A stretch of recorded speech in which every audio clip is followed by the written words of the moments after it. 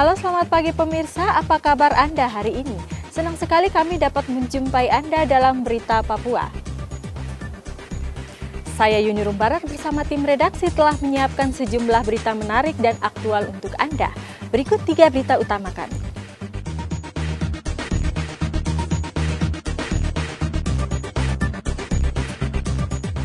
Ratusan rumah di Kabupaten Jayapura terendam banjir. Banyak calo pembuatan KTP di Merauke, warga diminta mengurus sendiri ke Disduk Capil. Vaksinasi ketiga di Merauke belum bisa dilakukan karena data penerima belum dikirim Kemenkes.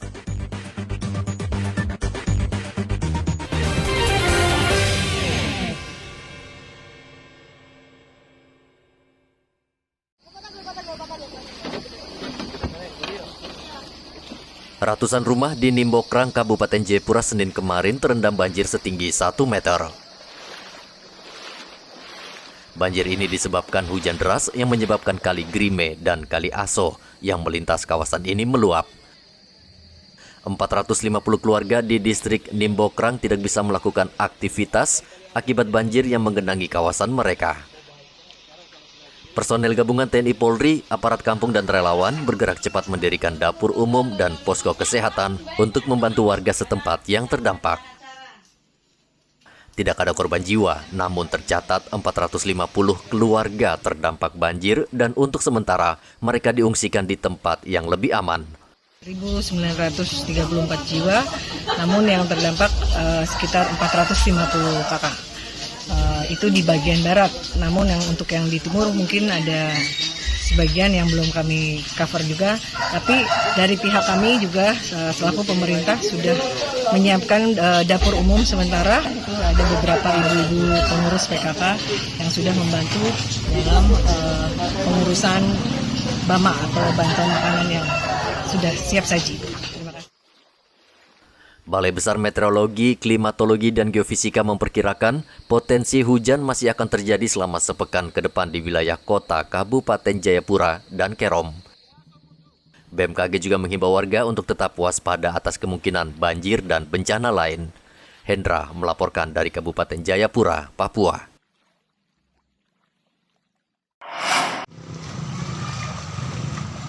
Pemerintah Kota Jayapura terus merampungkan data warga yang terdampak bencana banjir dan longsor di Jayapura. Masalah ini dibahas dalam rapat koordinasi antara Pemkot dengan tim tanggap darurat bencana alam bersama perangkat desa di 4 distrik.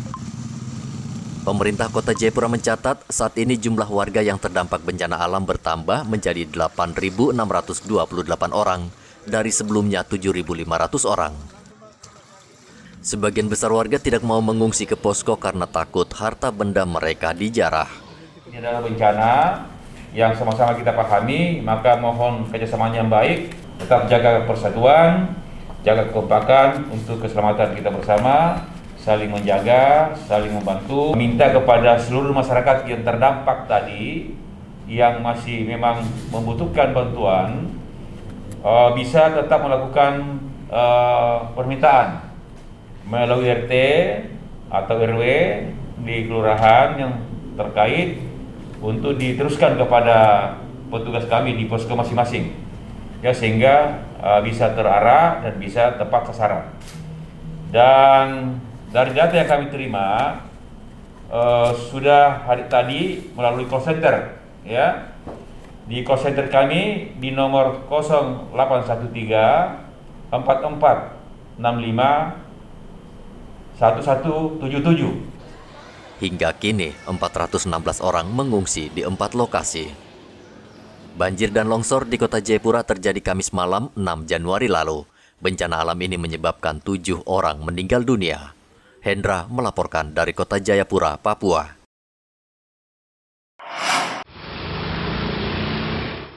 Rumah milik Siane, warga Jalan Hetaubun Mimika, Selasa kemarin dibobol maling.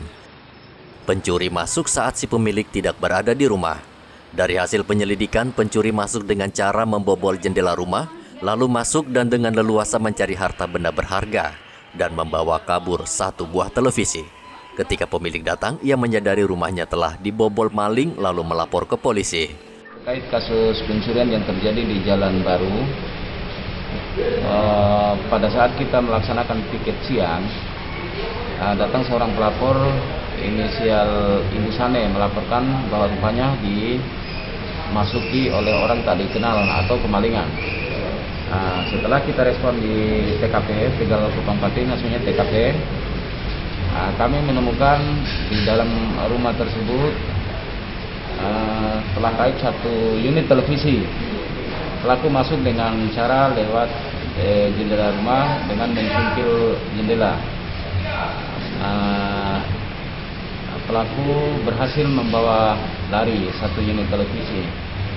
Kemudian kami melakukan tindakan dengan cara membuat laporan polisi, kemudian melaporkan ke pimpinan guna proses hukum lebih lanjut. Saat ini polisi masih meminta keterangan pemilik rumah dan mencari si pencuri. Dari Mimika, Papua, Igobat Momolin melaporkan.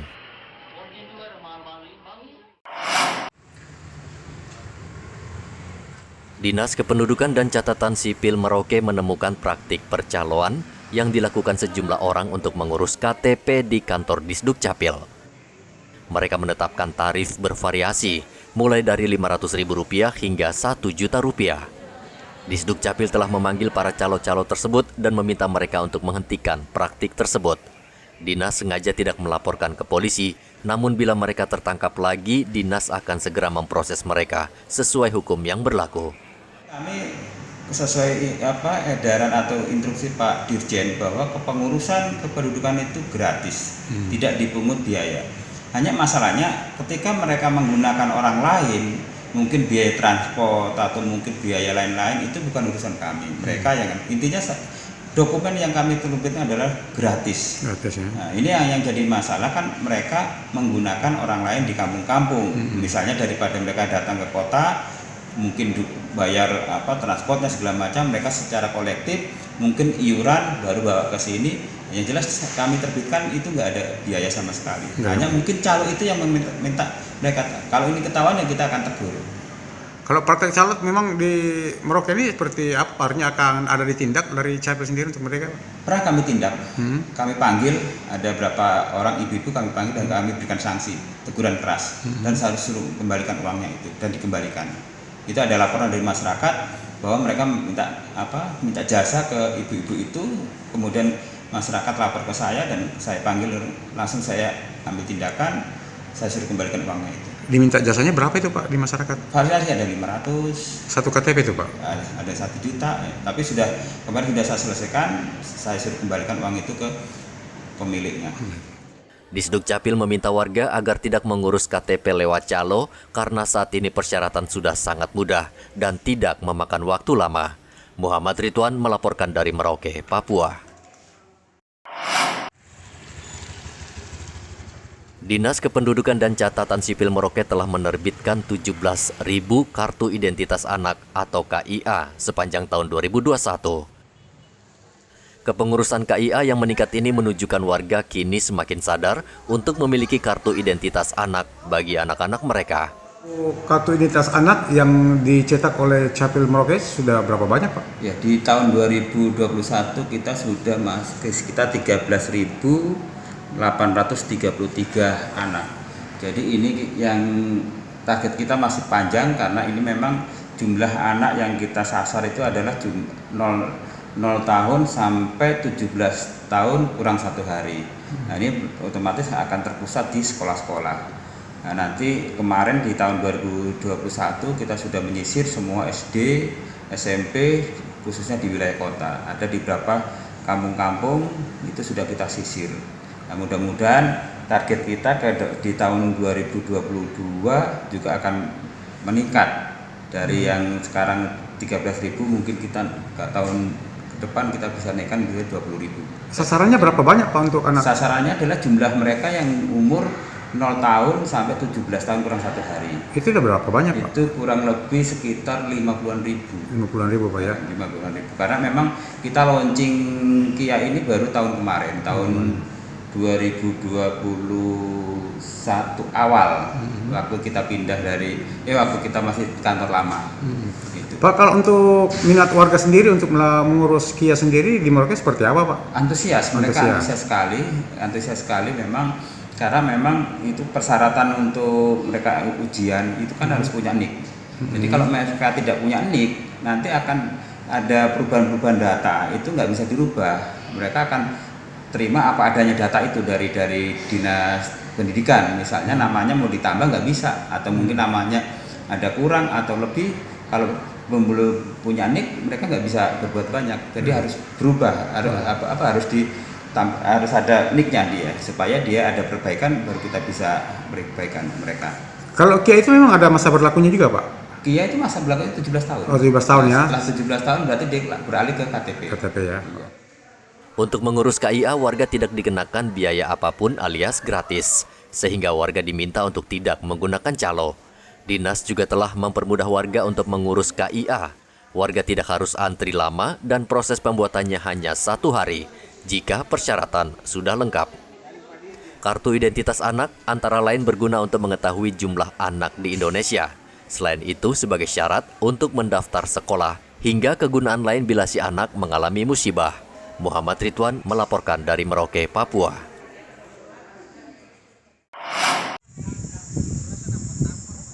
Saat ini sebagian sekolah di Merauke sudah menerapkan pembelajaran tatap muka. Namun ternyata tidak semua orang tua setuju dengan berbagai alasan dan pertimbangan. Salah satu alasan yang masih menghantui mereka adalah pandemi yang masih mengancam serta kekhawatiran anak mereka terpapar COVID-19. Apalagi saat ini varian Omikron tengah mengancam dan menular luas di sejumlah kota. Novi, salah satu orang tua, mengaku takut anaknya bersekolah kembali karena situasi saat ini yang serba tidak pasti. Kalau menurut Ibu Novi, bagaimana pembelajaran tatap muka itu, Bu? Kalau saya suka mungkin karena sekarang kan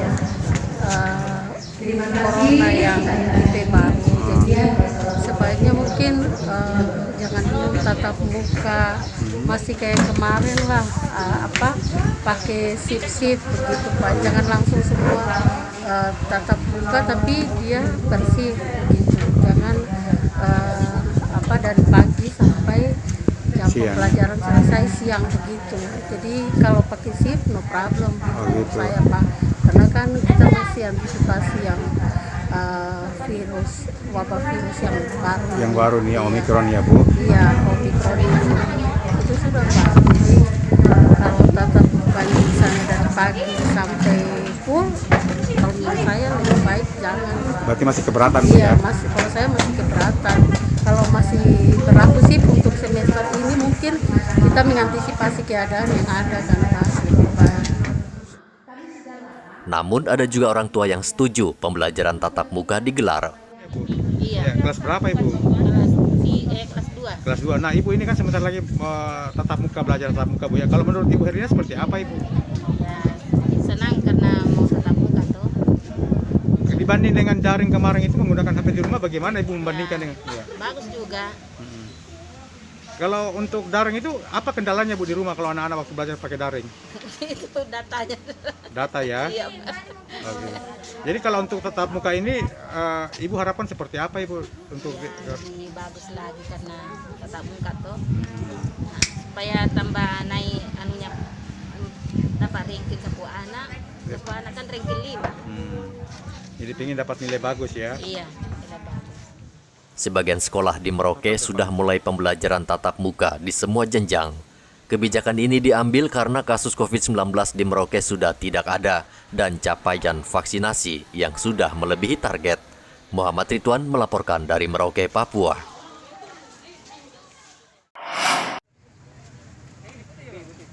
Hingga saat ini Dinas Kesehatan Merauke belum bisa membuka data penerima vaksin ketiga atau booster. Padahal Kementerian Kesehatan sudah mengeluarkan instruksi untuk segera melaksanakan vaksinasi ketiga.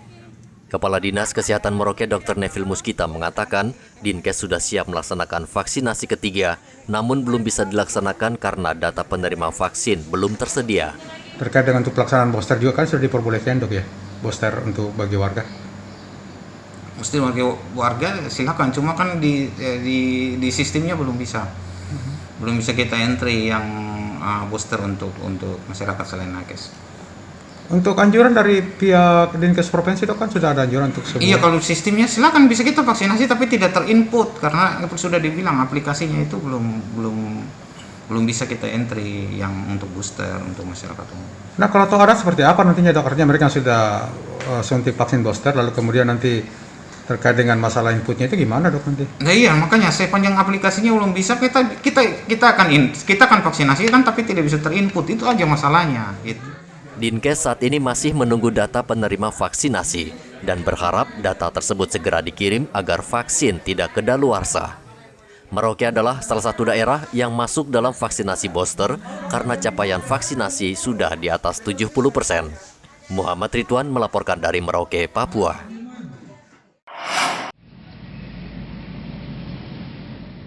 Pegawai di kantor Bupati Mimika 100% sudah masuk dan beraktivitas seperti biasa.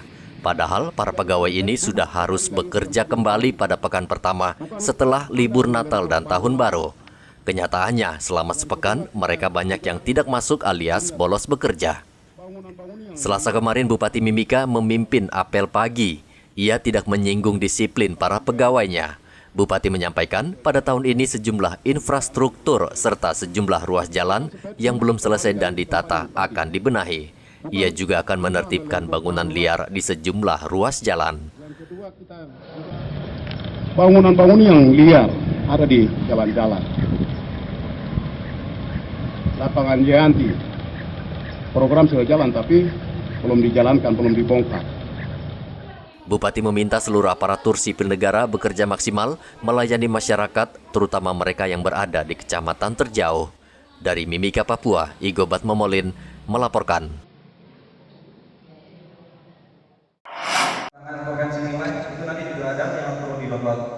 Pangkalan TNI Angkatan Udara saat ini tengah melakukan sosialisasi di sekolah tingkat menengah pertama di Merauke. Sosialisasi terkait sekolah Pradita Dirgantara yang merupakan sekolah unggulan berorientasi pada kedirgantaraan. Kepala Personel Lanut Merauke, Letkol Richard Tambunan mengatakan pencarian siswa berprestasi akan diutamakan siswa orang asli Papua. Tujuannya untuk mencari potensi-potensi anak-anak kita yang mungkin dia unggul di prestasi di bidang atau kita akan akomodir, kita bisa berikan kesempatan untuk mendapat pendidikan yang lebih tinggi, yang lebih potensi, khususnya dari TNI AU. Jadi program untuk mencari minat anak-anak atau yang kemampuan prestasi di akademisnya, begitu banyak.